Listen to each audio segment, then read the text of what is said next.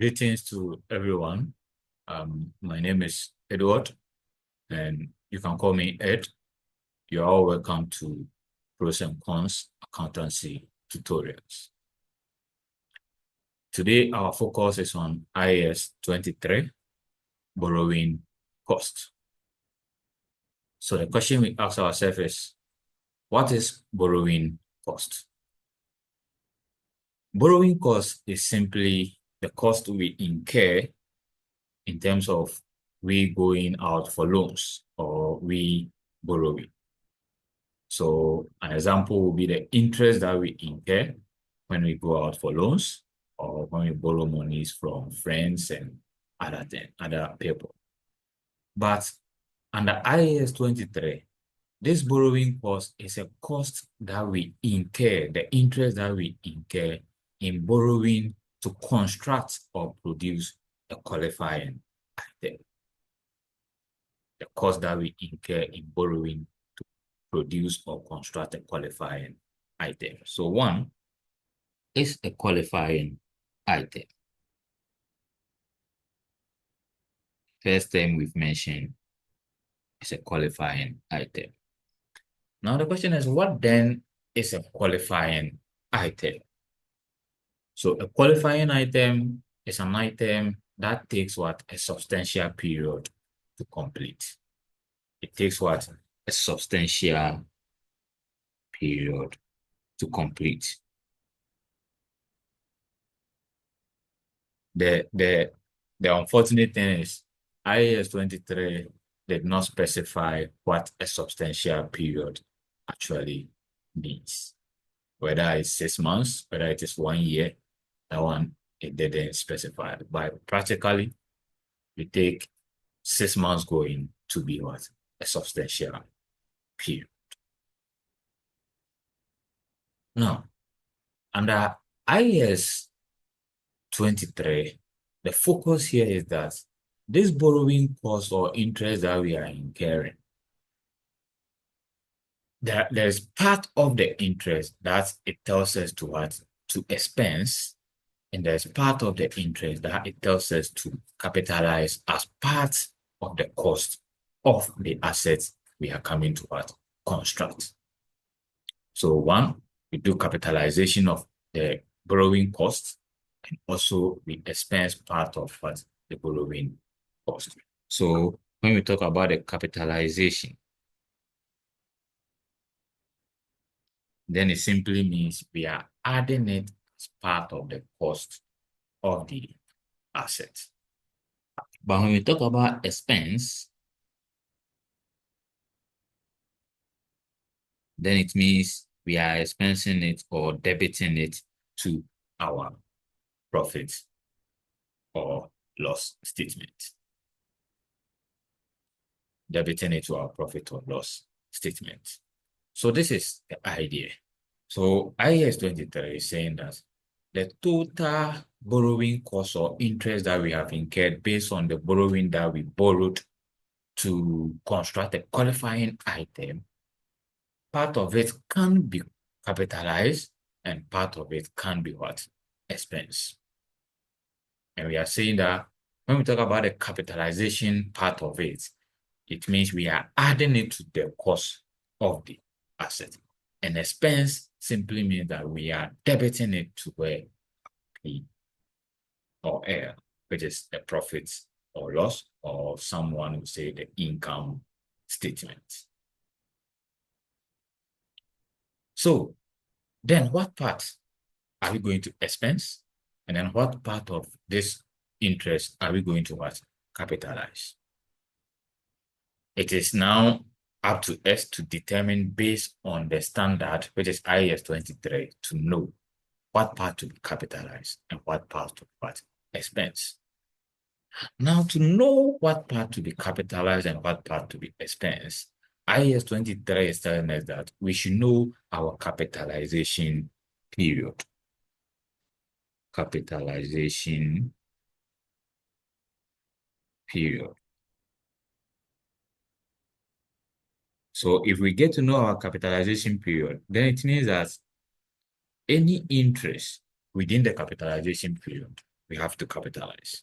Any interest outside the capitalization period, we have to what? Expense.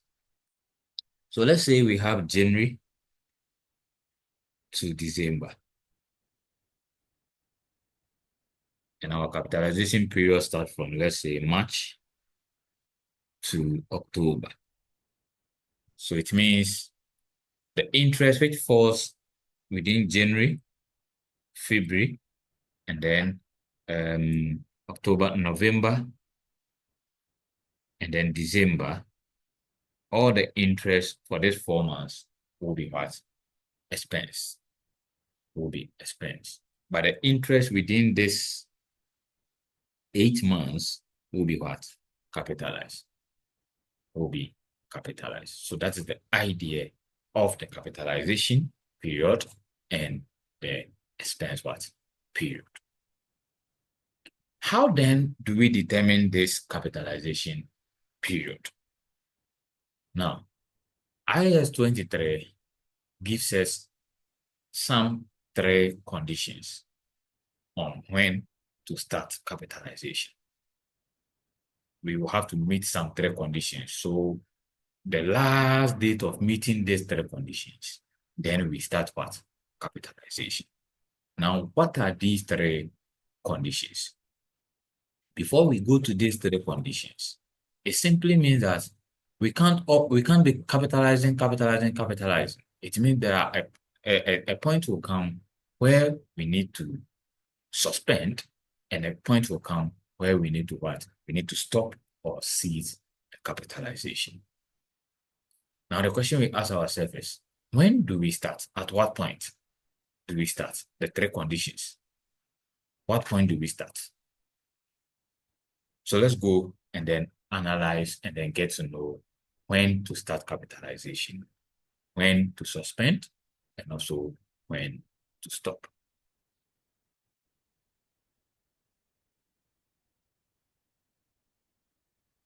So when to start capitalization. When to start capitalization. Now, IAS 23 gives us, as I said, 3 conditions under when to start.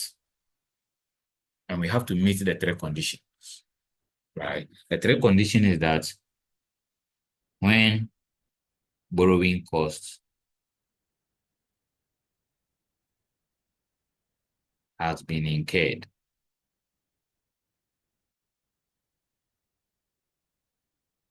The 2, when activities has commenced.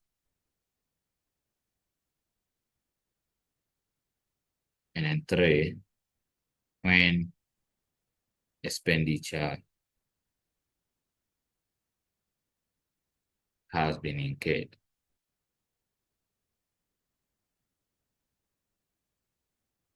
Okay. So the standard is saying that these 3 conditions, the latter date of these 3 conditions is where we start. Simply means that the one which happens at the last date, the one which will happen last, the date of that is when we start what? Capitalization. Now the condition is when borrowing cost has been incurred. So meaning when you've gone in for the loan and you have incurred, and the moment you go for loan, let's say you go for a loan from a bank, your interest starts from that same day.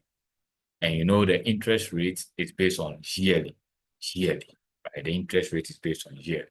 So if it is for 10 years, every year, and let's say you are paying 6%, so every year you'll be paying 6% on that amount as what? Interest. And it is this 6% we are saying that the amount you are getting from the 6% is why we are saying that part should be expense and then part should be capitalized if necessary. So when we say borrowing cost has been incurred, that one I've explained that. And then when activities has commenced, so activities has commenced, meaning activities to construct that qualifying item has commenced. Let's say I'm building a story building. if I start the foundation, it means activities has what? Commenced. Activities has commenced. And then when expenditure has been incurred, meaning, let's say I bought some sand and other things to help what start start the asset or commence what activity. And the standard is saying that the last date that these three things we will get these three things is that date that we start capitalization. So we may have incurred the borrowing cost somewhere in January, right? But activity, let's say, commenced in March, and then expenditure was incurred somewhere, let's say, July. IAS 23 is saying that we should start capitalization from July because that is the last date, the latter date. Should start from July because that is the latter date. So basically, that is the understanding of when to start capitalization. The next is, when do we suspend? Suspension of capitalization. So for us to suspend capitalization, it simply means that there has been an interruption in what? There has been an interruption in our activities. So when there's an active interruption in activities or interruption in the active activities necessary to complete the assets.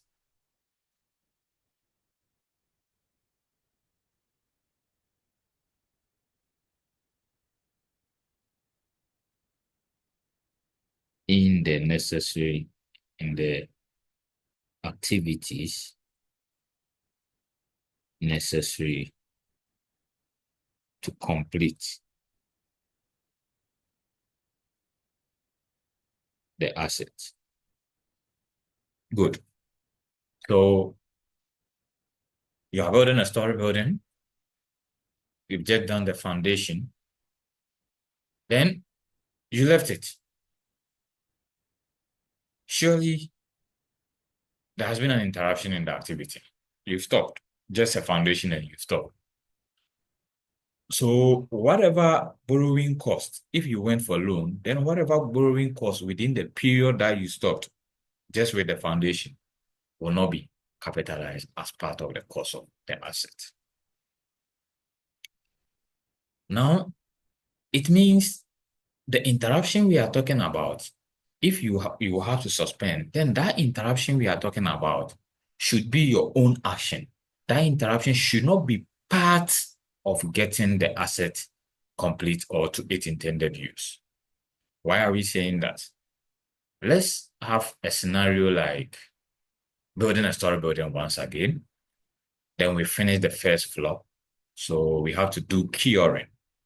And when you do curing, you have to wait and make sure it dries for some time before we do what? We continue the second floor.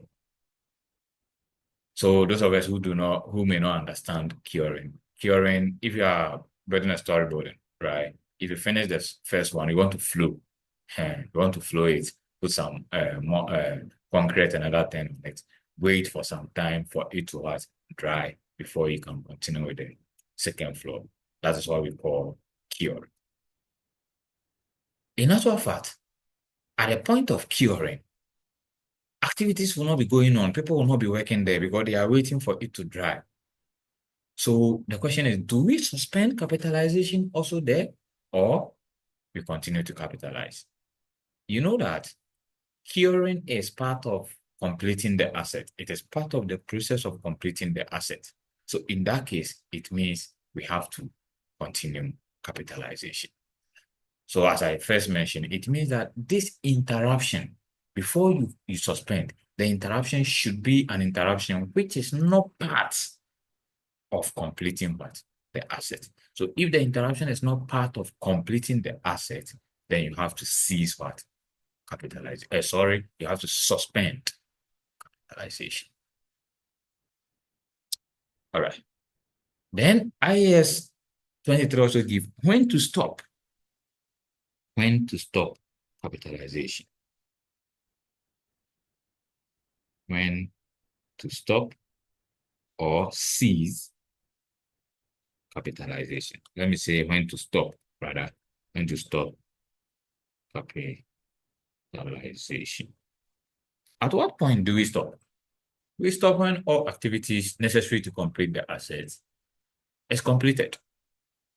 When all activities necessary to construct the asset is completed. So when all activities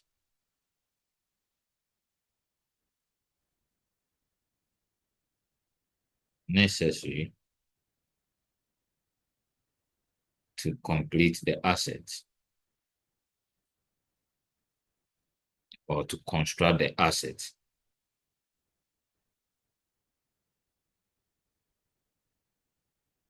is complete or is completed. All activities is completed. All activities are completed. So in that case, stop capitalization. So this is the capitalization what? The capitalization period. So from when to start to when to end becomes what? The capitalization period. That becomes the capitalization what? Period. So we may have gone for a loan and then we've not started capitalization yet, even though we are on field. We've not started capitalization yet because the three conditions under when to start capitalization has not been what? Has not been met. Right? There are questions that you are going to meet where you may not get one of the conditions, right?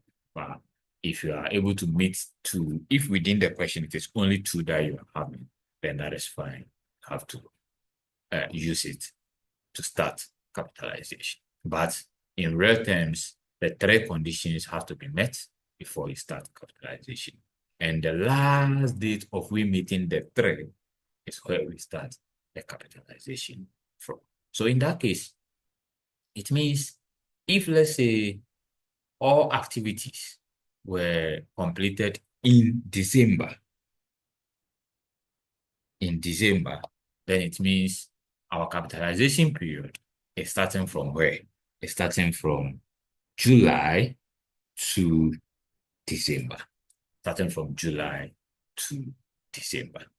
In any case, what if somewhere in August there was a suspension, there was a deliberate action, or there was a strike, right? If there was a strike, then it simply means that we will suspend in August.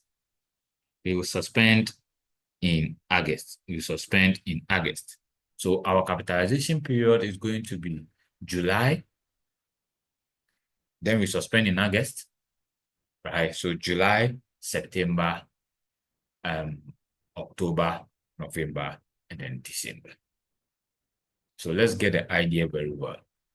First, we are saying that borrowing cost is a cost that we incur in borrowing funds to construct what a qualifying item. And we are saying that a qualifying item is an item which will take a substantial period to complete, right? And then IAS 23 is explaining that part of this cost should be what capitalized and part should be expensed based on the period, right? And in that case, we need to know our capitalization period. And we said our capitalization period, it means we have to know when to start capitalization and then when to end capitalization. Then we said for when to start, three conditions need to be met, which is when borrowing cost has been incurred, when activities has commenced, and then when expenditure has been incurred. Now, there are some situations which may lead us to what? Also suspend the capitalization. For example, strike actions may lead us to suspend capitalization. Also where the interruption is based on our own action, then we have to suspend capitalization. But if that interruption is part of bringing the cost to complete the asset, then it means we need to continue doing our capitalization. Then the third is when to stop capitalization. we are saying that for that one, it is when all activities necessary to construct the asset is completed. Is what? Completed. So basically that becomes our capitalization period. All right. Now, for IAS 23, there are two types of borrowings, or there are two types of funds that we can go for. There are two types of funds that we can go for. So let's talk about the types of funds.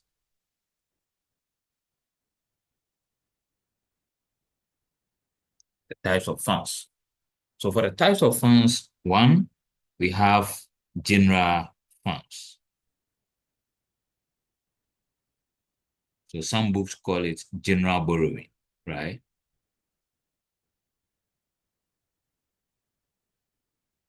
Then we have specific borrowing.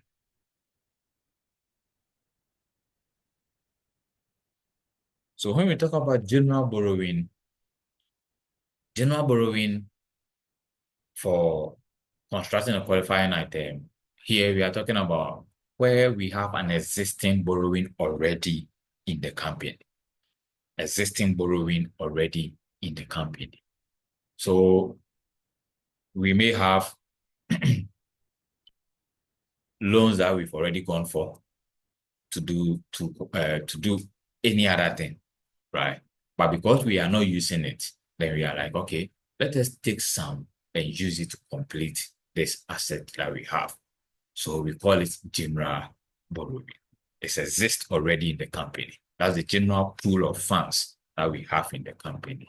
Then we would dip our hand into it, take some to construct a qualifying item. So that's the idea of general borrowing. So a company may have more than one borrowings in the company. They may have more than one borrowings in the company.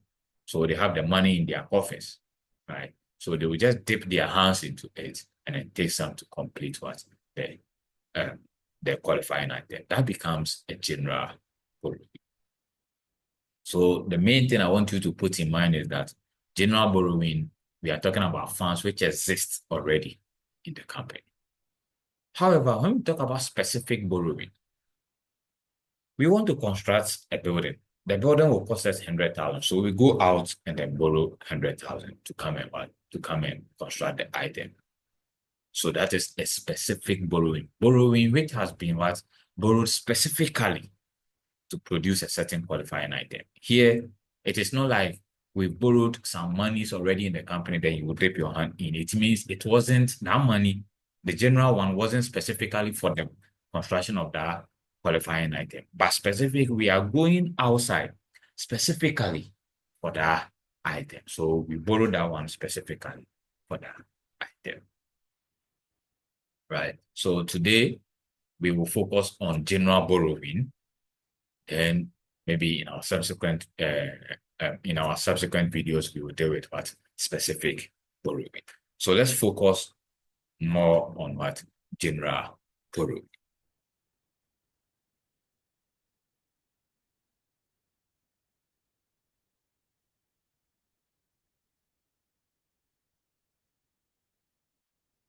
So as I first explained, there are funds which already exist in the company that we are going to use. So a company may have, let's say, 10% loan of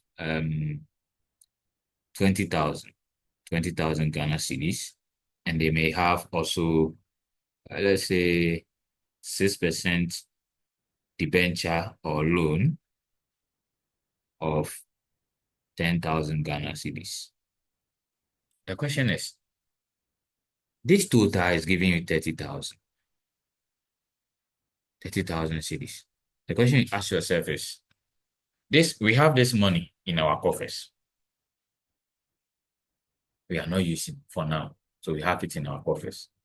How are you going to know that this 50 cedis that I've taken, or this 200 Ghana notes that I've taken there, it belongs to the 10% loan note, or it belongs to the 6% debenture? It will be difficult to know. It will be difficult to know. So in the idea of IAS 23, general borrowing, we find what we call weighted average cost of capital. Because if we should take 200, if you should take 2,000, which of these loans does the 2,000 belong to? We will not know. Because this is a pool of money, 30,000, which is in the coffers. Go and take some. How do you get to know if it belongs to the 10% or the 6%? That is another thing. So then, if we know that it belongs to the 6%, we will just multiply the 2,000 by 6%, and that becomes our borrowing cost. Same if we know that it belongs to the 10%, we just multiply by 10%, then we know we get our borrowing cost. But we do not know, because there are pool of money which is in our coffers. So then we need to calculate for what we call weighted average cost of capital. Weighted average cost of capital. WACC. Weighted average cost of capital. And what do we mean by this weighted average cost of capital? It means we want to have a weighted interest rate that we will use to multiply by a loan that or any amount that we will take from the general pool. So how do we calculate the weighted average cost of capital? Weighted average cost of capital is equal to total interest divided by total loan or total outstanding loan, available loan, multiplied by 100. Multiplied by 100. So if we are taking this into this scenario that we have into consideration, then our WACC will be equal to 0.1 times the loan of 20,000 plus 0.06 times the debenture of 10,000, or divided by 30,000, right? Or divided by 30,000. So 0.1 times 20,000 will give us 2,000. And then 0.06 times 10,000 will give us 600. Divided by 30,000 times 100. So what do we get? We have 2,600 divided by 30,000 times 100. So we are getting 8.66%. So let's say 8.66%. So any money that we draw or any money that we take from this 30,000 outstanding, we will multiply it by what? 8.66%. 8.66%. Let's take a scenario to see how we are going to deal with this. So let's take this scenario. Illustration 1. If an entity had a 10,006% loan and a 2,008% loan, what will be the weighted average cost of capital? What will be the weighted average cost of capital? So all what we are going to do is 6% by 10,000, 8% by 2,000. We will add together and then divide by total loan, which is 12,000. I think this explains the scenario that we just solved. So basically, that is a general borrowing, and that is the weighted average cost of capital that we are going to use.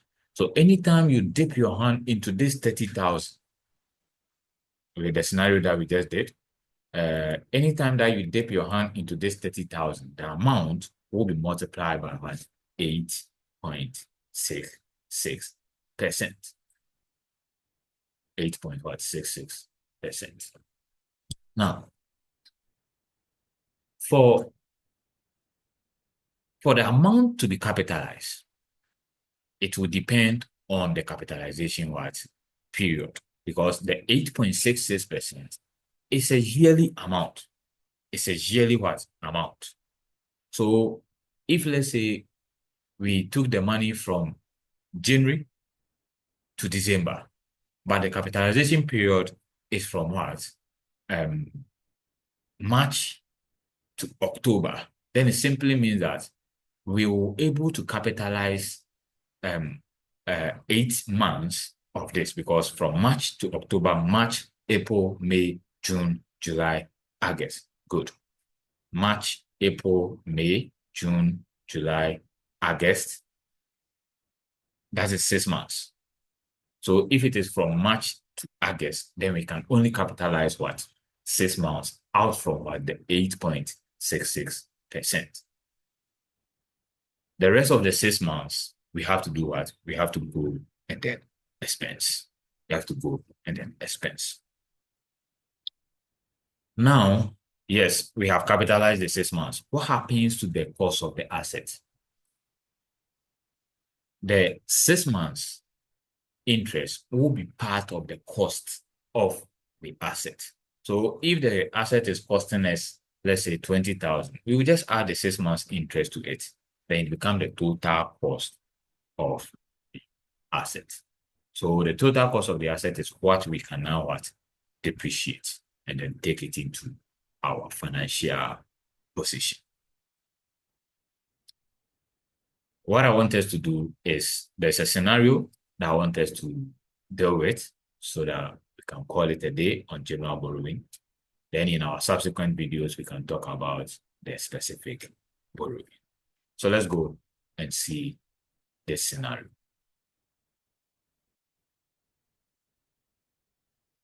Illustration 3.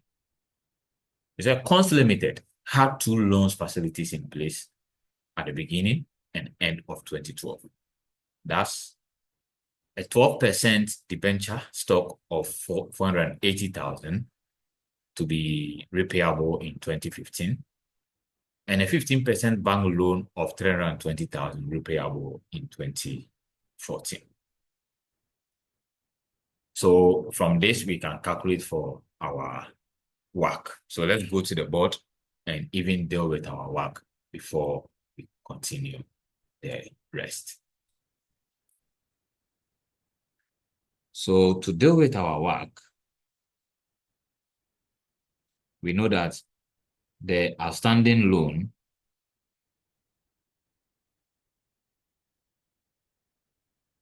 for the outstanding loans, we have a 12.5 loan, which is a bank loan of 480,000. And then we have 15% debenture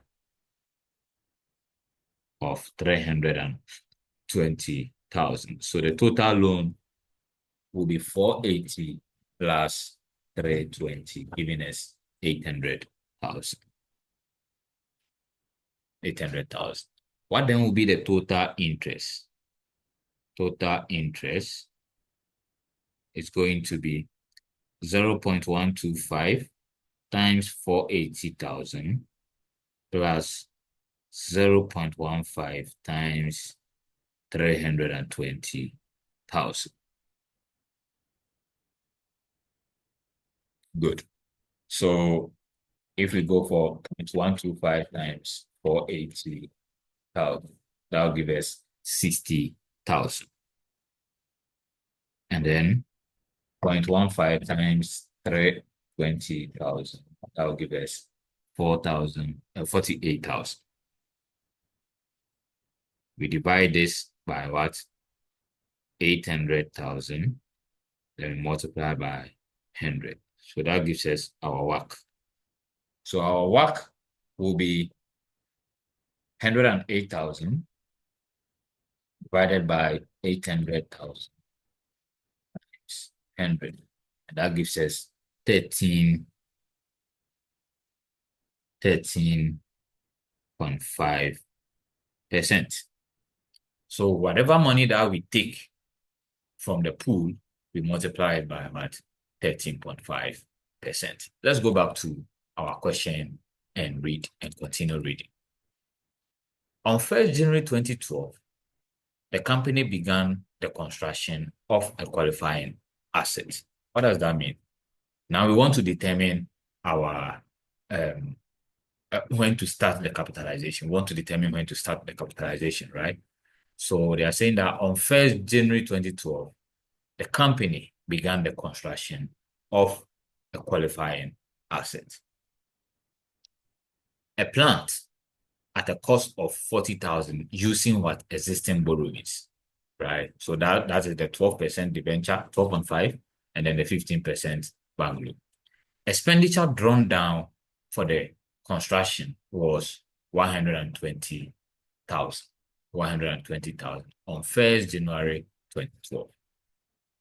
And then 80,000 on 1st May 2012, and then 200,000 on 1st October 2012. Right? 1st October 2012. So if you look at this question, we were only given activity. So on 1st January 2012, the company began. So we began the construction. On 1st January 2012, we began what? The construction. So it is the activity that we need. So in that case, we have to start capitalization from what? 1st January. And on that 1st January, because it is something that we will dip our hand into it and take, everything will happen on what? The 1st January, because we need the money. We don't have the money. If we don't go for the money, we can't do anything, right? So we took the money on 1st January. We started our activity also on 1st January. So borrowing costs happened also on 1st January. So the idea is that when we come to general borrowing, then everything will happen the same day because we need the money that day to start everything. Right. Good. So on 1st January, they took 120,000. That money will be with them from 1st January to what? Another day that they are going to what? They are going to take another money. So if it is from 1st January, then it means it will be with them from 1st January to 31st December or to the reporting date. If you read the question, they said that the machine was completed or the building or plant was completed and put to use on 31st December 2012. So when is our capitalization period? We have to stop capitalization on December 2012. They completed everything over there. And if you look at it, we are starting capitalization from what? 1st January 2012. So any money that they take from 1st January 2012, we are going to calculate what? The whole year interest on it. We are going to calculate the whole year interest on it. Right. So let's go to the board and sort out this question.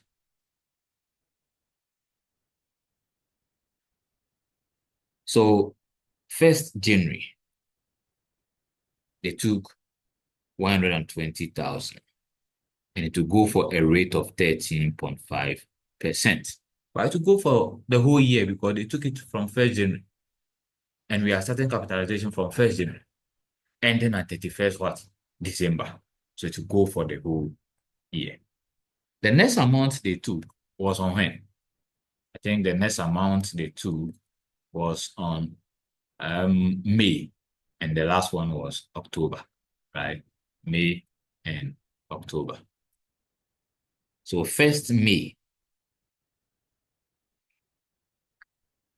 May, how much did they take? I think 200,000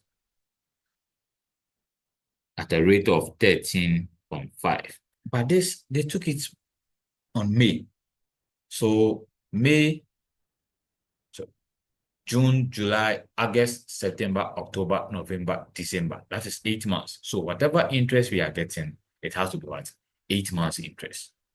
8 months what? Interest. So here will be the period. Here will be 12 over 12. 12 over 12. But here will be 8 over 12. 8 over 12. And the last amount they took was October.